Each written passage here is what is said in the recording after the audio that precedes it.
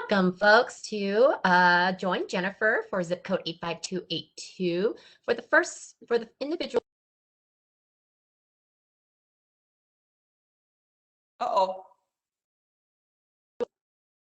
Sorry, I was going a little bit too quick on the slides. Just some housekeeping items. We will have a Q&A throughout the presentation after each of our presenters.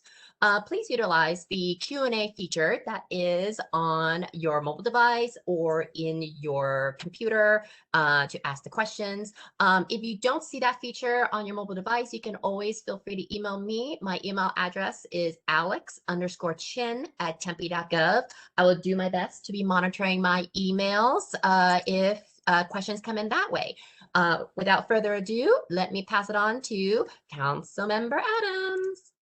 Thank you, Alex, so much for everything you do for our organization and for me personally, and for putting these Join Jennifers together. You were just a superstar, and I really, really appreciate all the work that you do, both in front of the scenes and behind the scenes. So thanks, Alex, for putting this all together.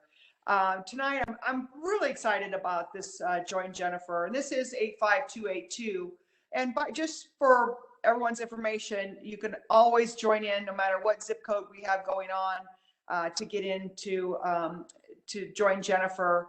And I'm hoping that really soon we'll be able to get out in the public again and be doing them in person. So I'm optimistic about it and hoping that happens sooner than later, because I sure miss seeing everyone's smiling faces. And so I hope to be doing my rounds in person very soon. Tonight, we have an incredible lineup tonight. I'm very excited. We have the amazing Chief Greg Reese and the amazing Assistant Fire Chief Daryl Duty.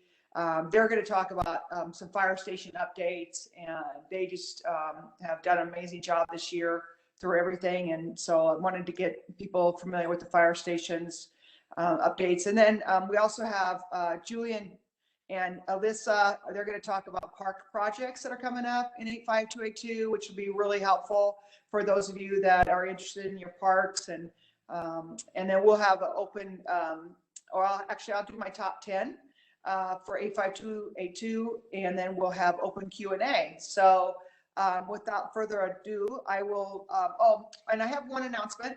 I almost forgot, and I apologize.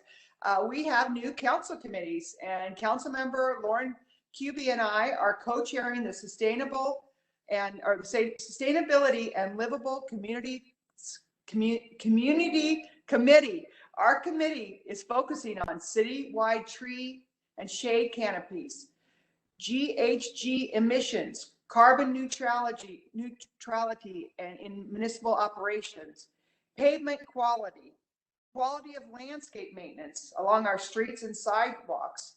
We also want to achieve 100,000 would be great, 100% compliance with industry standards related to replacement and rehabilitation, our infrastructure and assets.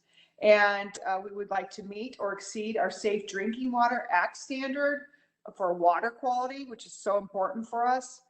We want to achieve our facilities condition index that beats benchmark standards, and we're wanting everyone to feel welcome to contribute to city decision making. And so we really want, I know I can speak for Councilmember Kuby and myself, that we really want you to reach out to us and give us your ideas about sustainable and livable communities, our subcommittee, and just whatever ideas you may have, please present them to us, because we're very interested. So I just wanted to make that announcement. And I know we have another meeting coming up, and so we'll be tackling more issues. And so just feel free to reach out to us. Thank you so much. And those are the end of my announcements. So I'll go ahead and transfer it over to Chief Reese. Okay, thank you very much for having us this evening, Councilmember Adams. My name is Greg Reese. I'm the chief here at Tempe Fire Medical Rescue. I'll bring myself up on the screen here, and I will ask Chief Duty to come up, and I'll introduce Assistant Chief Daryl Duty. Daryl Duty is the administrative assistant chief, and he is responsible for a large number of the projects that we have going on, and we do have a significant number of projects going on. So when we were asked by Councilmember Adams to talk about what we have going on in 85282, we were real excited because that is one of our big projects that some of you may know of, and if not, we'll get to update you on that tonight. But obviously, I want to go through some of the other projects that we have going on, and as you all being Tempe community members, I think they all impact you in some way. So with that, I'm going to go ahead and I will take myself off video so we don't miss any of the stuff we have on the slides, and then I will be sharing this presentation with Chief Duty this evening. So a few of the updates that we want to go through. We want to go through the facility updates. Station 7, Station 2, Station 3, and Station 5. We'll share with you a little bit about what we have going on with our ambulance services. They have changed, and a lot of the community is aware of the fact that we went into the ambulance business or the transportation business some years ago, and we'll go ahead and update you where we are there. And then we'll update you on the various services that we are providing that I think are state of the art, and Chief Duty will share with you some of those services when it comes to patient care, or as we have indicated there with the bullet, ALS upgrades, which is advanced life support services. So if we can go to the next slide, Alex. So really it's not much of an update, but it's definitely, because it has opened, but it is one of the first projects we have done in some time, and that is Fire Station number 7. When I took the role of Fire Chief, when I was promoted into this position, which has been an honor for me, one of the first questions the Mayor and Council had for me was, do we still need a station number 7 in the southeastern quadrant of the city? It is a station that has been discussed and studied many times over my career. And what I proposed at that time and asked permission from Mayor and Council was to do a full station location study to see where we were. We hadn't done a station location study in some time, and we know our city has changed and continues to change so much that that station location study that we presented to the community, Mayor and Council, in 2015, after extensive work, is already outdated. And we have the company doing an update to that station location study that will be presented this year. But that is how much our services and demand for those services have changed by not only the way that the landscape has changed in our city, but the way that the population has changed, and some of the services that we've taken on, like the transportation service. So out of that study, it again was validated. That is Station 7, a fire station, which would be our 7th or number 7. And that is where we currently are, 7 fire stations in the southeast quadrant of the city. After extensive work, we did locate some land in Estrada Park, 1.2 acres in Estrada Park, which is roughly in the area of Warner and McClintock. If you have not been to the station, I highly recommend, as we get out of the restrictions that COVID has placed on us, that you come by and visit the station. It is the first station we have built since 2004. The station, at least the expansion with stations, I'll give you a little history here real quick. In 1995, we did expand our stations to the number total of 5, and that was Station 5, which opened up on the north side of the river, Tempe Town Lake, or the old riverbed. We used to send a fire truck up there to stage during peak times, and we did build a fire station there in 1995. In 1999, some of our citizens probably recall the station that was our large station number 1 on University and Rural just east. That station had multiple companies out of it, and the study at that time recommended we split that station, one station down in the downtown area and one over on Apache Boulevard. In 1999, we opened the new Station 1, which is also where our admin is. It's at 1400 block of East Apache, and that is where we're housed out of, actually, myself and Chief Duty. And that station opened. In 2004, we relocated a company, did not expand our workforce, but we relocated some companies to the new Station 6, that was in 2004, down off of Ash, just north of University. The last time that we have grown our workforce, that is with full fire companies, and that's important because we've had pretty rapid, not rapid, we've had significant growth in our call volume as our city has grown by way of the daytime population that come into work at here in the city, and as well as the university and the population boom that we have seen at Arizona State University. And I believe, and Chief Duty, correct me if I'm wrong, I believe it was 2009 we put a second engine company out of station number 1 due to call volume.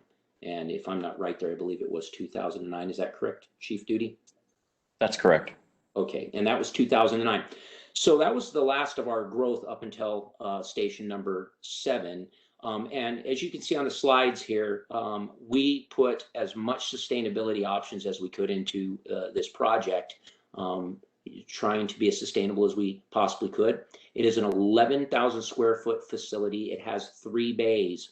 You're going to find that most of our stations have aged, and back when we built them, a 2-bay fire station with 8 bedrooms seemed fitting. And over the years, we found the demand for not only our service, but the growth that is growing our workforce to meet that demand and offer people the time off through vacations and continue to be able to provide that service 365 days a year has caused us to do some remodeling through the years. So many of our stations have had countless remodeling jobs done on them. So next slide, please, Alex. And again, we have and we felt not only in the fire service, but we felt it here in Tempe as we lost Tommy Arriaga after a long battle to cancer. And we have been very conscientious of carcinogens and the impact on our firefighters. It doesn't take but just one exposure. We're finding over time, we're educating ourselves more and more as to what our workforce is exposed to with those products of combustion, as well as other things that they're exposed to. And so in honor of Tommy and a way to ensure that our firefighters are taken care of, we've put into and had an unbelievable amount of support by city management, mayor, and council to put into action some of these things that we're learning to ensure we can limit as much as we can as the exposure. So we're starting to build fire stations that are completely different than when Chief Duty and I came on, and we used to come back and bring all of that into the station. That is that exposure into the station, sit in the chairs and things that we just didn't have the science and didn't have the information to make those differences that we should have, but we are now. And so we've put exhaust systems in, and we're starting to do things with where we put our turnouts, how we clean them, 2 sets, etc. And as I shared with you, we have a 3-bay station. We do have 2 companies out of there. One is a 4-person company, which is a fire engine, providing that advanced life support. And then we have a 1-person vehicle, which is our utility or support vehicle for not only our units, but we are in the automatic aid system. That is why we often get asked, why do we have fire trucks from Phoenix, Chandler, Scottsdale, Mesa, our neighboring cities around us? Because we're in an automatic aid system, which chooses first closest truck, and it continues to pick the closest truck to your emergency. So this utility truck not only serves the citizens of Tempe, but it also serves the automatic aid system. And in return, we have countless assets that we utilize given the varying emergencies that we attend to daily from the system, and we don't have to purchase them. So I will go ahead and I think Chief Duty will be taking the next slide. Thank you, Chief Reese. Appreciate it. Thank you for having me, everyone here. It's great to be here and speak with all of you. So we'll turn our attention now to Fire Station 2, which is located in the 85282 zip code. That's the station that's located at Hardy and Geneva, which is 1 block north of Southern. It was placed in service in 1971. It is the oldest operational fire station in Tempe. the station and shop, which was the old maintenance facility. So we have a fire station there, and then we previously had a maintenance facility for where we repair and service our fire apparatus, the fire trucks and things like that. And we also had our warehouse facility out of there where all of the supplies that we use, medical supplies and regular station supplies and things like that, were housed and then shipped out to all the fire stations. We had that there.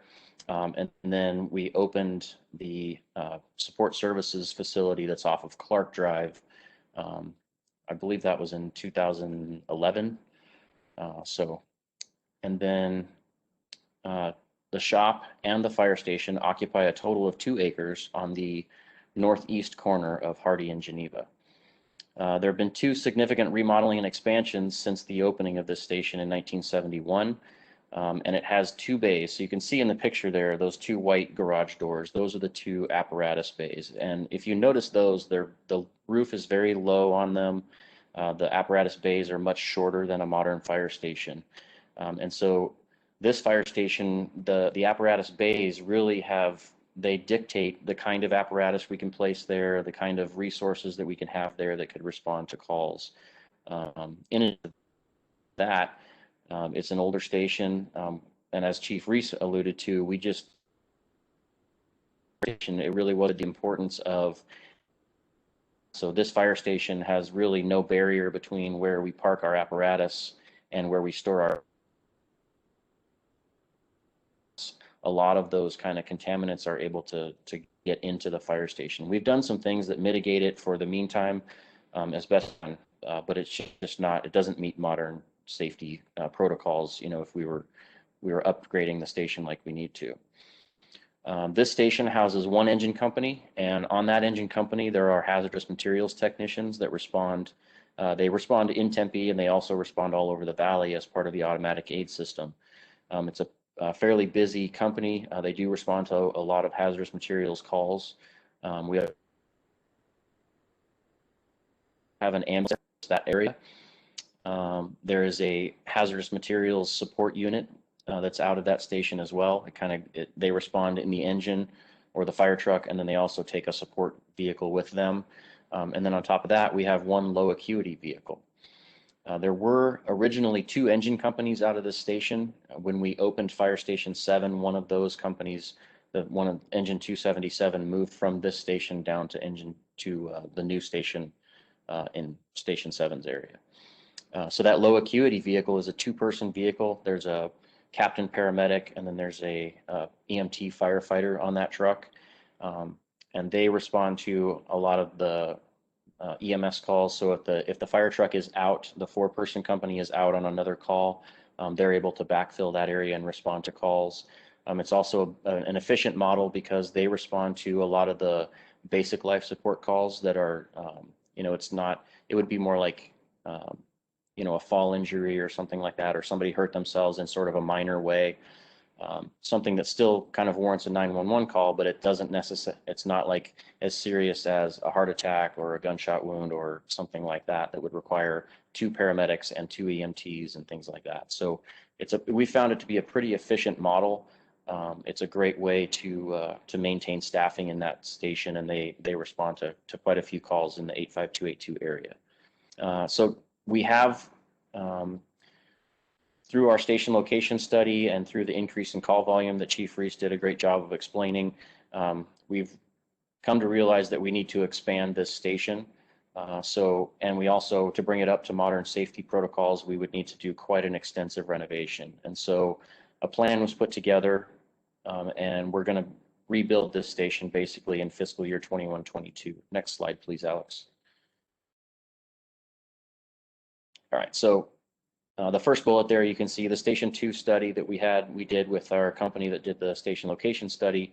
They recommend that we rebuild the station right exactly where it was. We asked them, we said, hey, in this sort of first due area for the company, ideally what would be the best location? And it turned out to be almost exactly where the station is now. So we're going to go ahead and rebuild it on site. You can imagine we have to keep this fire station operating, so it's a little bit tricky to completely rebuild a fire station where there already is one existing, and you have to keep the crews housed there so they can respond to 911 calls in the area. So In August of 2020, we submitted a charter for construction. In November of last year, the RFQ went out for both design and pre-construction. And in March of this year, we just selected LEA Architects as the design firm, and Caliente Construction is the construction firm. So the plan for this is a little bit complicated, but we're going to tear down the old shop and warehouse, which is the south building there that you can see in this picture. And then they're going to build the living quarters and about half of the apparatus bays.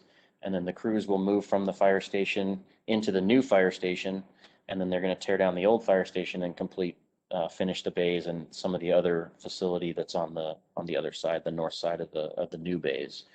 So when it's finished, it will be a very modern, very safe and clean facility. It will really augment our ability to respond in the 85282 area, which is a great thing. Next slide, please. And I think Chief Reese is going to go ahead and talk about a little bit about Station 3. Okay, thank you, Chief Duty. I appreciate that. Fire Station number 3. So the city has completed and has been doing work on a facility study, and out of the facility study, Fire Station 3 came to be seen as a station that's outdated. It's really up against the same challenges, facing the same challenges that Station 2.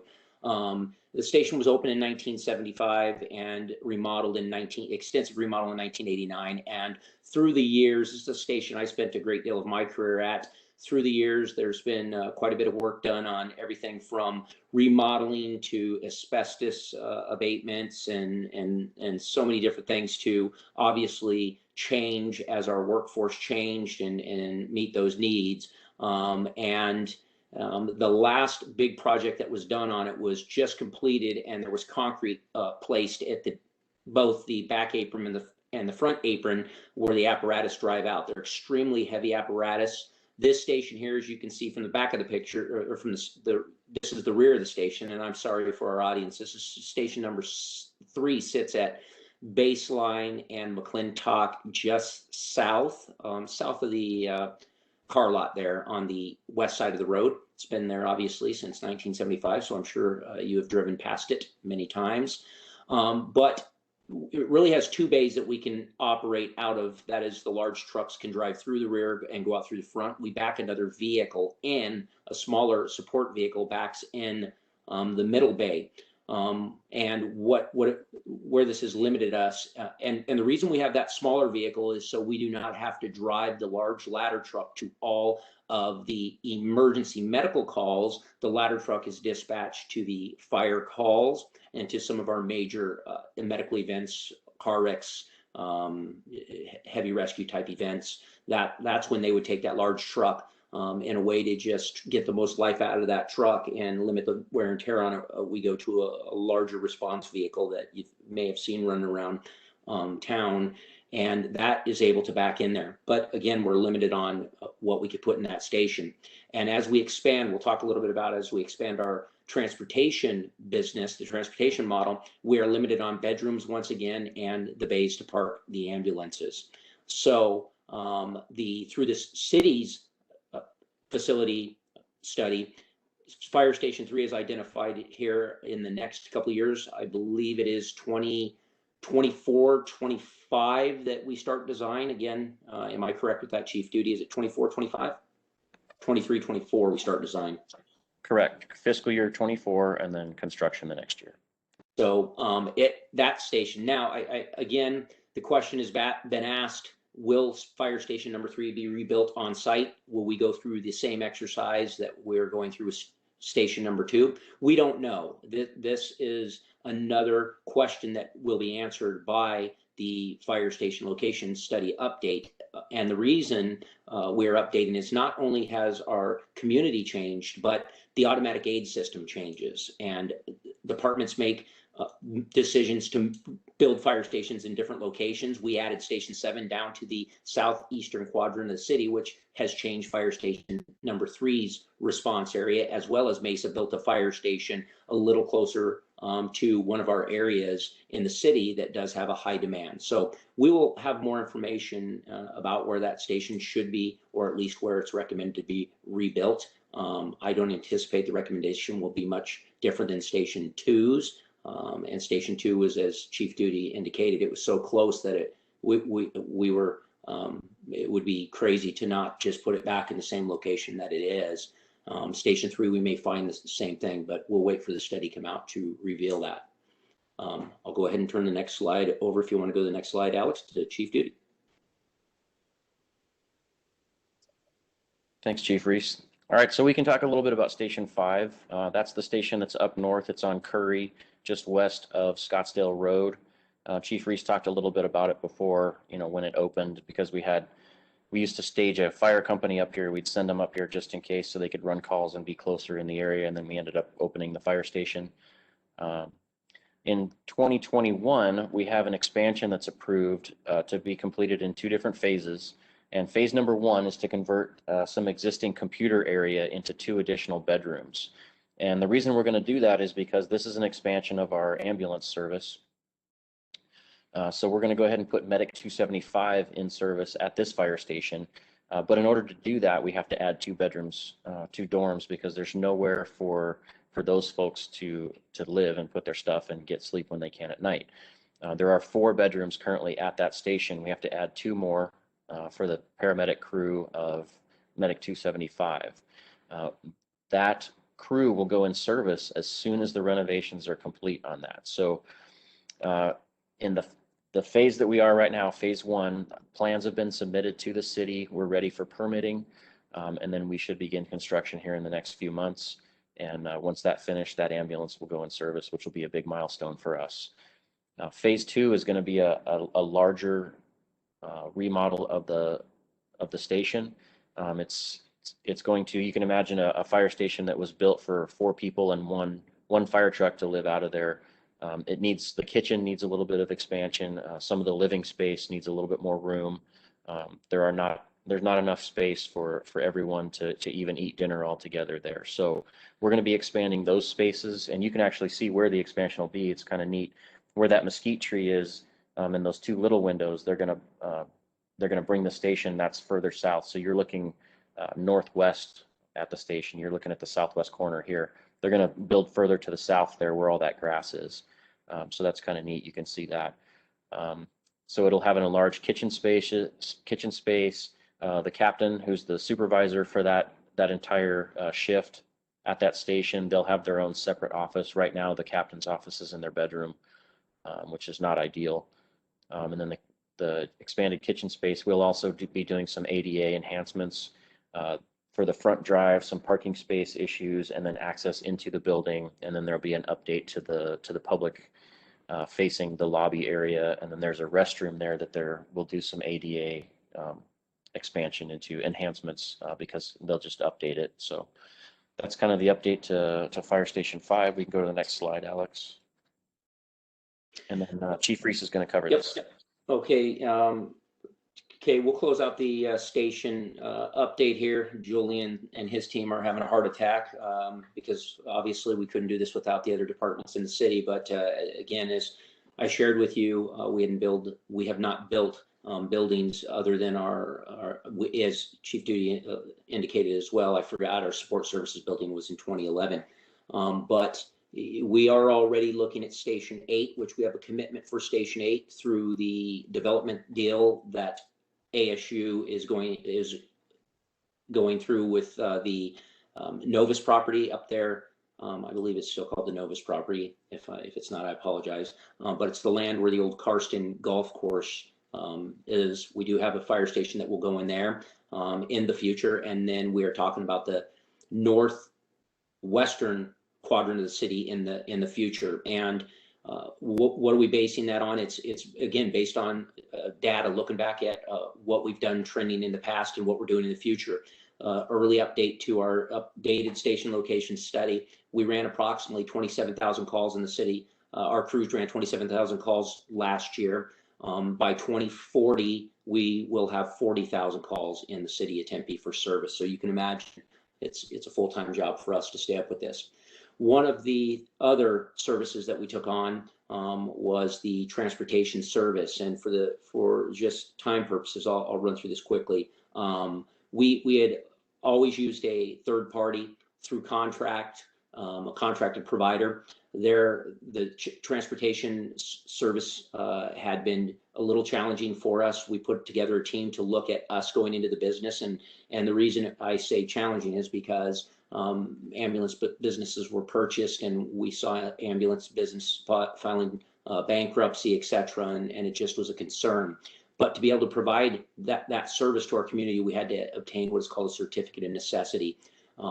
After a presentation to the mayor and council, we had full support to go forward for the certificate of necessity, and filed that with the Arizona Department of Health Services. And after quite a bit of work and negotiations and etc., we went into the ambulance business. We placed 2 ambulances in service initially. They are with City of Tempe staff. They are what we will call for this. They are not firefighters. They are civilian or non-sworn staff. It is an EMT and a paramedic team.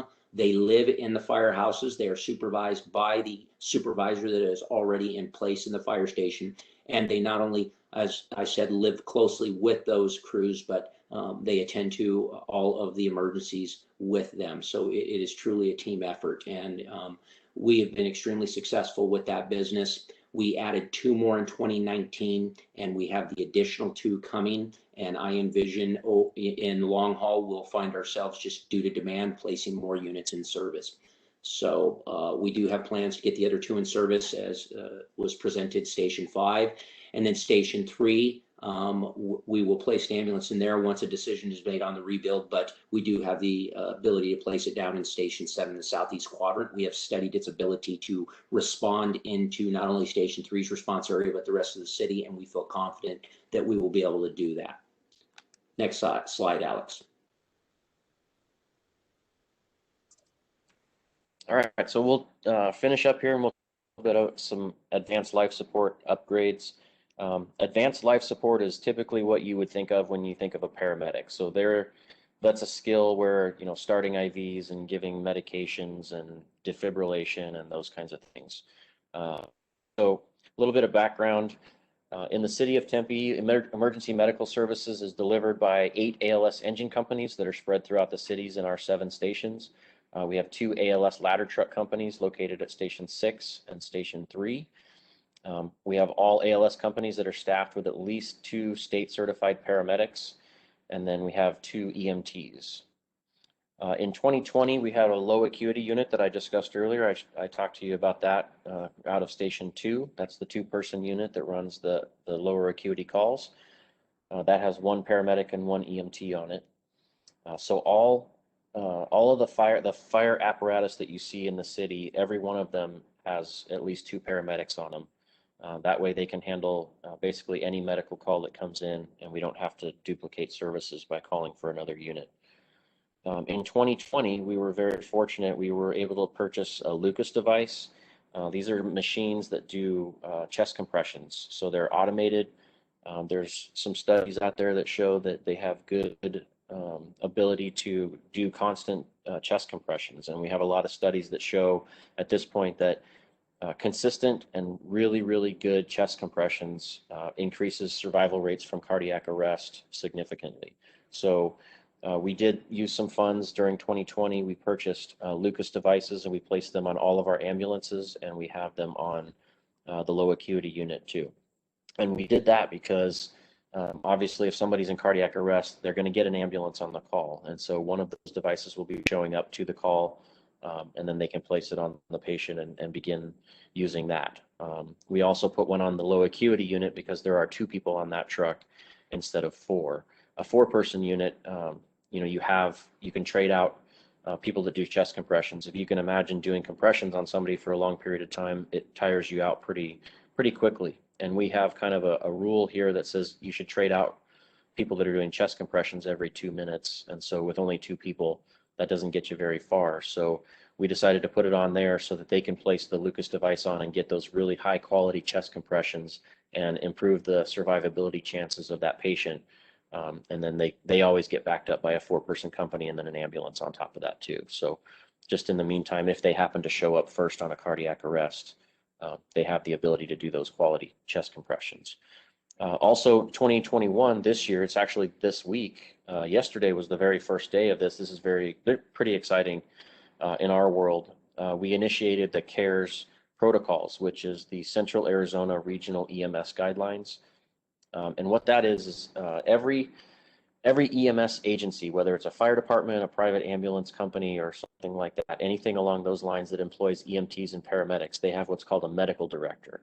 And the medical director puts out a set of protocols that the EMTs and paramedics work under. And what we had until this year is every EMS agency, so every fire department, they all had their medical directors and they had their own individual protocols. And as you can imagine, they were somewhat different.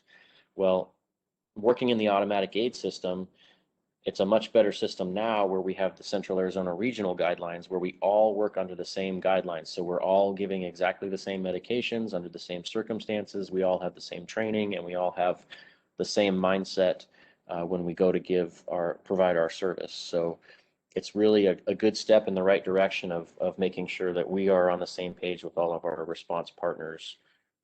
So that's been a big benefit for us, and we look forward to working with those new guidelines. And that's kind of some advanced life support upgrades that we've had in the last couple of years. Some pretty big things with the Lucas devices and the new regional guidelines.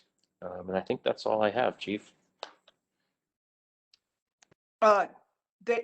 Thank you. That excellent presentation. I also just real quickly, Chief, if you can talk about how the city is rated in the country as far as our perfect rating with the fire department. So yeah, I think what you're asking me to our latest Class 1, and as well as being nationally accredited and a Class 1 fire department. Yes. Yep. Correct. So we are an accredited fire department. Chief Cliff Jones, who has been in this community and was a fire chief and worked at the department for 40 years, fire chief for 20, was instrumental in not only the fire service accrediting process, but us playing a role as not only the pilot group, the first 5 cities across the United States, but being in the first 5 that followed through after the pilot, and we have stayed accredited, and we are getting ready to go through the process again. So one thing is to be accredited and go through that process. We've been a Class 2 fire department for our ISO rating for some time, and ISO directly correlates to insurance rates because of protection. So it benefits our citizens here. And it's evaluated through training, through our water system, and through our dispatch system, I believe. Is that correct, Daryl? It's dispatch, water, and our training. Yes. And we were really close last time, and this year we were presented with the Class 1 designation. So there are not many departments in the United States are both Class 1 and accredited fire departments. It's a very, very small number when you look at the number of fire departments across the country. So thank you for giving us an opportunity to share that and brag a little bit about ourselves. Absolutely. Well, and it really speaks to your leadership, Chief, and everything that you've done for the organization. And I do want to let people know out there that to really let your insurance companies know about this rating, because it will lower your homeowners' insurance. I did it, and I think it saved about $100 a year. So every little penny counts. So I would really encourage you to do that. And just before we go on to Park's presentation, do we have any or questions for the chiefs? Alex, do you have anybody that wants to ask a question out there? As of right now, our Q&A is still empty. No one has sent any questions via email just yet either. So no questions. Okay. Well, then let's go ahead and go forward then to our parks projects in 85282. Julian and Alyssa, it's all yours. And thanks guys to the chiefs. Great job. Thank you, Councilmember Adams. So my name is Julian Driesang. I'm the city engineer. I've been with the city of Tempe for over 14 years. And the last year and a half, I've gotten the opportunity to serve as the city engineer.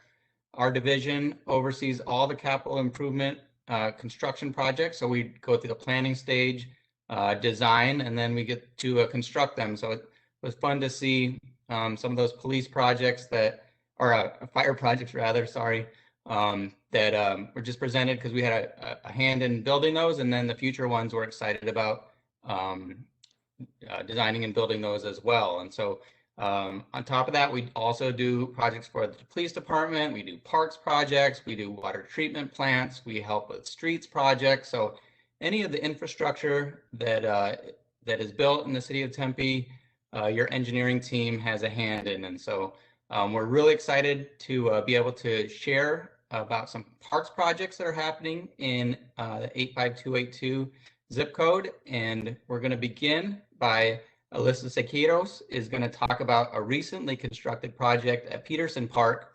And then I'll have the opportunity to talk about an upcoming project that's kind of in design and will be starting construction soon at Meyer Park. So Alyssa, I'm going to let you go ahead. All right, thanks. So my name's Alyssa, and I am a senior engineering associate within the engineering division.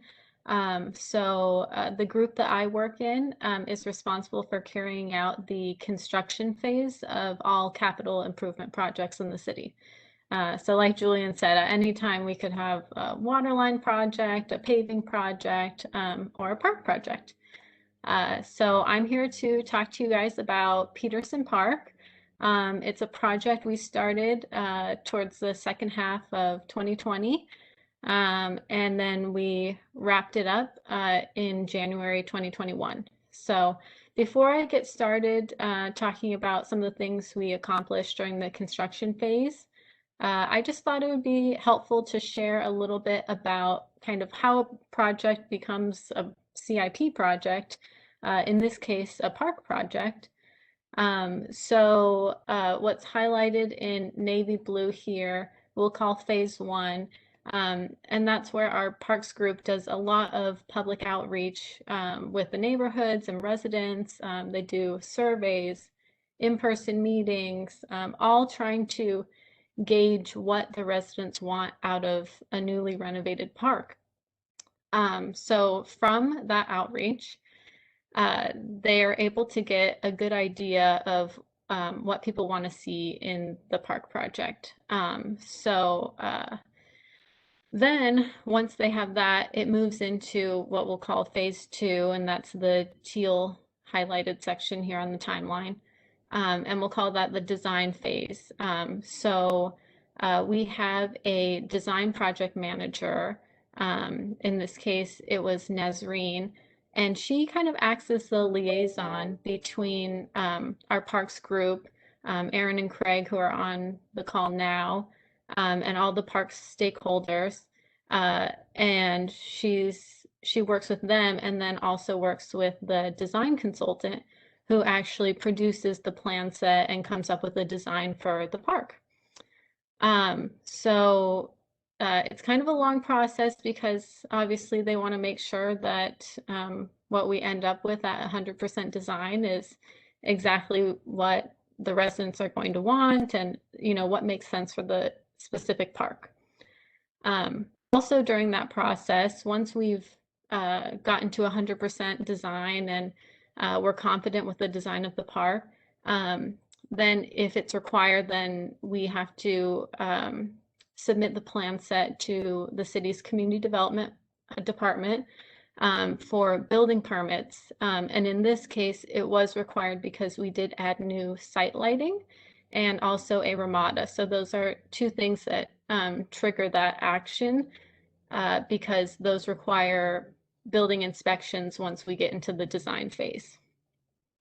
So then once that's done, the project goes to City Council for approval. So once it's approved, that's when we kind of jump into my section of the project, which is the construction phase. And once we have all of the signed documents and we're ready to go, we have all of our approvals, that's when I pretty much have the okay to start coordinating with the parks group and with the contractor, who is in this case Hunter Contracting. we just start coordinating and figuring out when we want to start the project and if there are any long lead items, which are in this case, the light poles were long lead items. So we would order those first so that we're not closing the park for a prolonged period of time. We're kind of timing everything correctly. So next slide, Alex, please. So I'm just going to share a few before and after pictures so you can get a good idea of kind of what it looked like before and what it looks like now and some of the amenities we've added. So in these pictures, it's showing the facing northeast in the park. So you can get a good glimpse of the new Ramada and the picnic seating area. And then next slide. And then in this slide, we're facing northwest. And as you can see in some of these pictures, we made a lot of landscape improvements as well, not just hardscape. So we added quite a few trees and various landscaping items within the park. Next slide. And then this will really give you a good idea of what we accomplished through this project. As you can see, previously, there were only a few pieces of park equipment located in the park. So that's really changed. And actually, prior to completing this project, I worked on the restorations at the Petersen house, which you can see in the background of these pictures, and it's on the same site. And while I worked on that project, I never saw one family enjoying the park, which was, really sad to see. But I'm so happy to say now that, whenever I drive by, and I always try to make it a point to drive by Petersen Park on my way to my other projects now, I always see people and families enjoying the park. So yeah, it's been a good experience, and you can go to the next slide, Alex.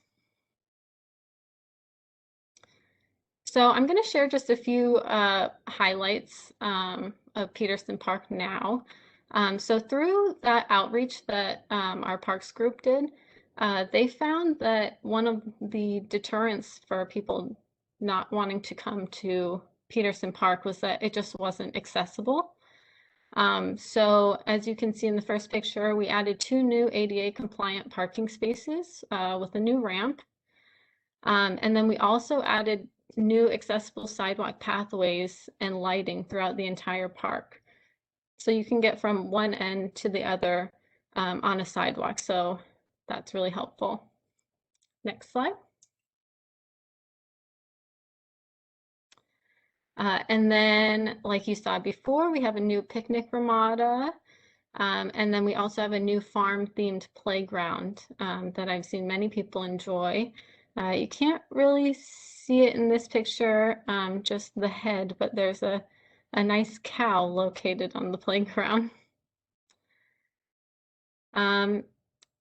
I think that those are that's the end of my slides. But I just want to say, if you haven't had the opportunity to check out Petersen Park since it's been completed, I may be a little biased, but I think it turned out great, and I would highly recommend you go and check it out with your families or whenever you get the chance. And I'll turn it over to Julian. Great. Thank you, Alyssa. I just want to use this opportunity to thank Alyssa. She does a great job in our construction program, delivering projects like the one that she just shared with you. So I really appreciate the hard work that she does day in and day out. Julian, this is Jennifer. I have to jump in on and to agree with you. This looks so much better than it used to be, and I can see the cow on the right side of the picture, and love that farm idea and concept, and just looks like she did a fantastic job. And so thank you, Alyssa, for sharing your example with us, and keep up the great work. Go ahead, Julian. Okay. Yep, and for those that you want to visit this is near Southern and Priest, so on the northwest corner there. So please check it out. I'm going to be kind of quick to talk about Meyer Park. so that we have time for questions. So next slide, please. So here's a similar timeline that Alyssa shared, but this is for the Meyer Park project. So the project started in 2019 with significant public outreach to make sure that the park improvements that we put in are exactly what our residents would use and like to see in their neighborhood. We're finishing up the design and permitting stage, hoping to get council approval in later this summer, and then to start construction in late fall and early winter. And then there'll be a construction period that we appreciate your patience as we work through it, but it's going to turn out great in the long run. Next slide. So here's a couple pictures. There's a street view on the left of what's currently out on Dorsey. And then you can see an aerial view on your left is Dorsey, on the south is Alameda. And so that's the existing condition. And then I'm going to talk about some of the improvements that are going to be coming along with this project. Next slide. So the enhancements to Meyer Park is going to include a complete renovation of the playground. It's going to include accessible walkways, similar to what Alyssa showed at Petersen Park, new picnic ramadas, new lighting in the playground area, and also additional trees. We know that having that shade is really important, especially in the summertime. Next slide. So the playground is going to be on the northwest corner in the same location it is now. It'll include new playground equipment, the shade structures to keep that cool in the summertime, surfacing so that all the equipment is accessible, picnic table, charcoal grill, drinking fountain, benches, accessible walkway, and lighting. So all those amenities that we hope to see with a new playground installation will be there. Next slide. And here's kind of what it'll look like. I know this is kind of engineering, but the existing swing set will remain, and then there's going to be two playground facilities, one for older children and then one for younger children. And on the next slide is a kind of a rendering of what some of that equipment will look like. So next slide. So you can see the swing set, and then there's going to be some slides and contraptions for kids to climb on and do all the things that kids love to do at the park. So next slide. So here's a few additional amenities beyond the playground. So just south of and connecting to the new playground, there are plans to be a ramada to give shade and allow folks to sit down at park bench and enjoy that while watching the kids play. And then also the neighborhood had a lot of interest in a central ramada. And so you can see that in the middle of the red circle in the middle where that would be located. And if, depending on the costs that come in and funding available, we hope to be able to put in a south parking area that would accommodate ADA parking similar to what's along Dorsey on the west. Next slide. And that's what I've got for Meyer Park. So here is Alyssa's contact information, my contact information. I also included Erin Kirkpatrick's email here, and she is on the call if people have questions for her. And then on the bottom is the web address, tempe.gov Government Community Services Parks Capital Improvements Plan. And that has information on all the parks projects that the city is currently working on if you have questions beyond 85282. So that concludes engineering's presentation, and we were more than happy to answer any questions anybody might have. Thanks, Alyssa.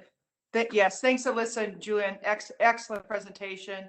I really am excited about that. And I'm excited too that you guys have a lot of public input. You take months to get public input, and that's been something I pushed for a long time to make sure that our residents are getting what they want. And you are doing a great job at soliciting that input. And I do believe we have a question related to the parks. Let's see, Alex, do you want to read it? Yes, the question is coming from Kim Gaffney Loza. Are there restrooms at either Meyer or Petersen Park? I can speak for Petersen. There is not currently a restroom there. I'm not familiar with Meyer.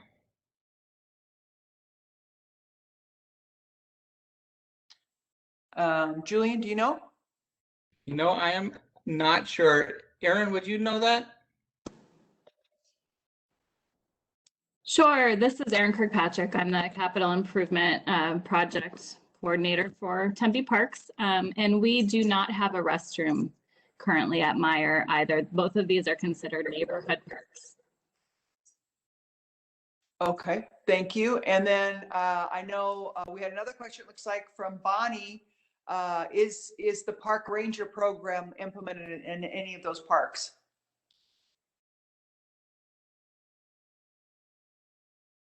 Anybody know? Julian? I'm not familiar. That's it. I'm not. Oh, that was Craig. Go ahead.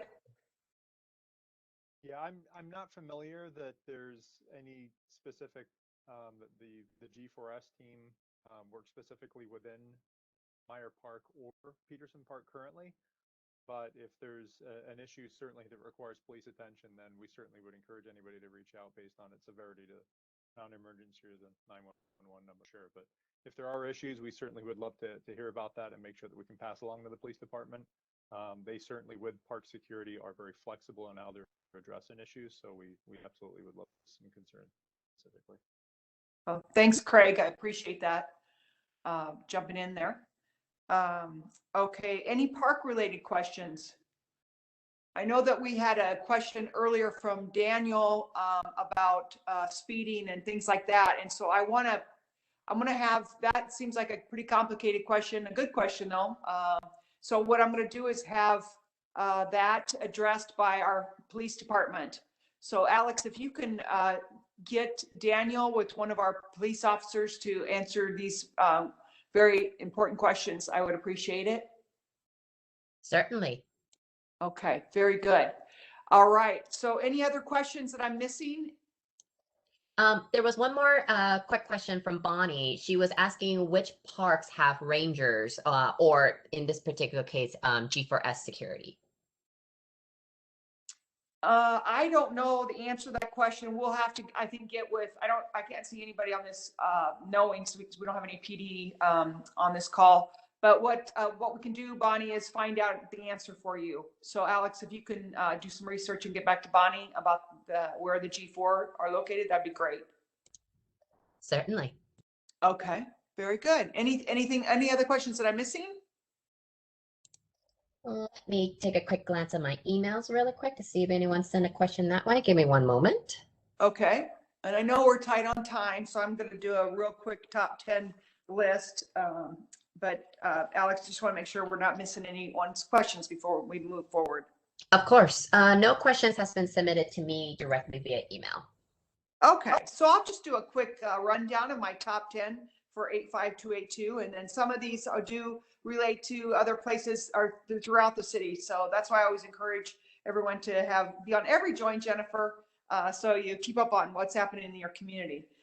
So number 10 is Tempe's 150th birthday. So we date back to 1870, and we're having lots of things going on at the Tempe Museum. So go ahead and check that out. And you can go to tempe.gov/Tempe150 to learn about all those events that are going on.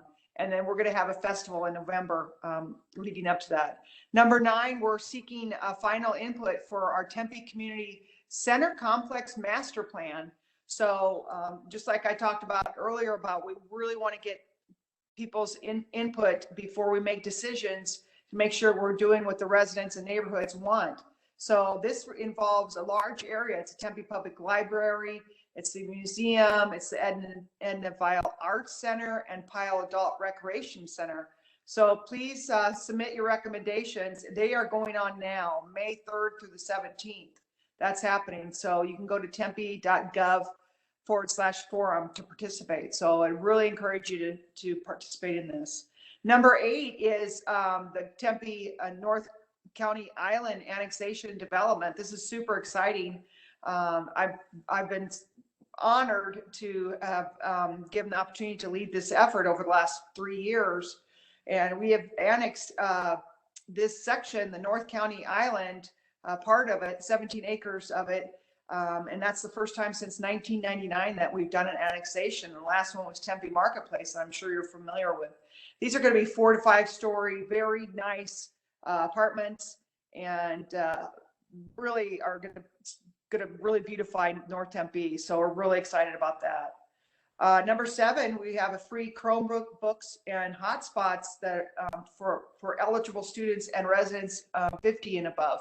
So if you're interested in possibly getting one of those hotspots or Chromebooks, you can go to Connect Tempe. It's a pilot program. So you will have to qualify for it, but it's for students and residents that are in need. And you can call 480-350-5500 to find out more about that program. Number 6, we have new video invaders exhibit at Tempe History Museum.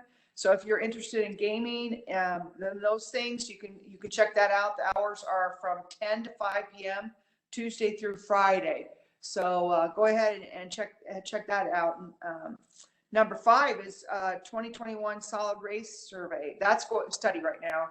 So that's another opportunity for you to get involved in what you want in the city of Tempe.